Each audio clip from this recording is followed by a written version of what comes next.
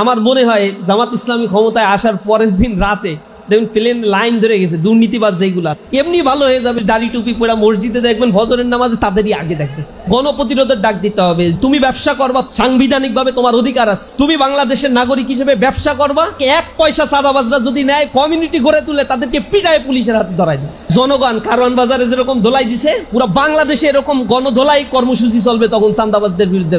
চাঁদাবাজ মুক্ত বাংলাদেশ একদিনে গড়ে তোলা সম্ভব হবে ইনশাআল্লাহ। দাঁড়িপাল্লায় ভোট দাও, তাহলে ভোট কেন্দ্রের আশেপাশে যেও না, ভয় দেখাচ্ছে আমাদের। যারা ভোট ডাকাতির চিন্তা করতেছে এই ডাকাত গুলো ভয়তে পালাবে ইনশাআল্লাহ। ওরা বিলালের কলিজা নিয়ে কিন্তু দল করে। এই লোকগুলোকে এর আগে 15 বছরে আপনারা রাস্তাঘাটে দেখছেন নাকি? এত লোকগুলো কোথা থেকে আসে? এই যে সন্ত্রাসগুলো যারা করছে, আন্তঃকোন্দলে এখন পর্যন্ত 217 জন মানুষকে যারা হত্যা করছে, যে আন্তঃকোন্দল এই পেশি শক্তিগুলো দেখাচ্ছে, এই ক্ষমতা এই শক্তি এতদিন তাদের কাছে কোথায় ছিল? কি কারণে ছাত্র সংসদ নির্বাচনগুলো তাদের ভালো লাগে না? তারা জনগণের ম্যান্ডেটকে এখন ভীত সন্ত্রস্ত হয়ে পড়েছে। যেভাবে জনগণ জেগে উঠেছে, চারিদিক থেকে ইনসাফের কথা বলছে, দুর্নীতির বিরুদ্ধে অবস্থান নিয়েছে, এই অবস্থান হইলে তাদের রাজনীতি এই বাংলাদেশে আর টিকবে না।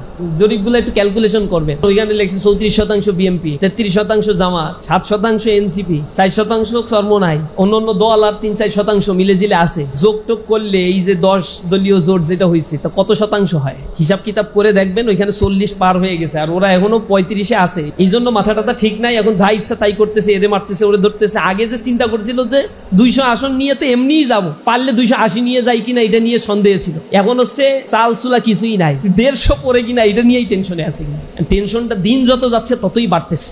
ওরা আমাদেরকে কাটার আঘাত দিয়েছে, আমরা ফুল দিয়ে তাদেরকে বরণ করেছি। ঢাকা বিশ্ববিদ্যালয়ের ইতিহাসে 125 বছরের হিস্ট্রিতে ইসলামী ছাত্র শিবির ল্যান্ডস্লাইড ভিক্টরি আল্লাহ রাব্বুল আলামিন আমাদেরকে দান করেছে। 100 বছরের ইতিহাসে একটা রিমার্কেবল একটা ঘটনা। তারা কোটি কোটি টাকা খরচ করছে এক একটা ছাত্র সংসদে খাওয়ানোর জন্য।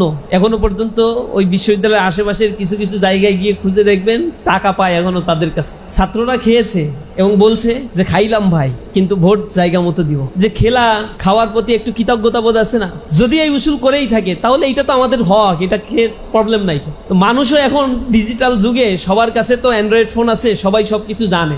লোকের কাছে যে বলবেন যারা ভোট টাকা দিয়ে কিনতে চায় ওই টাকা যেন তারা নেয়, কারণ ওগুলো চাঁদাবাজির টাকা, এগুলো ফতোয়া জায়েজ, এগুলো জনগণেরই হক। ওদের পকেটের টাকা তো আর দিচ্ছে না, যে টাকা খরচ করছে ওই টাকা তো পরে তার উসুল করতে হবে। টাকা দিলে ওই টাকা নিতে হবে, কিন্তু ভোট দেয়া যাবে না। ভোট যদি দেয় তাহলে আজীবনের জন্য কিন্তু তারা এর জন্য দায়ী থাকবে।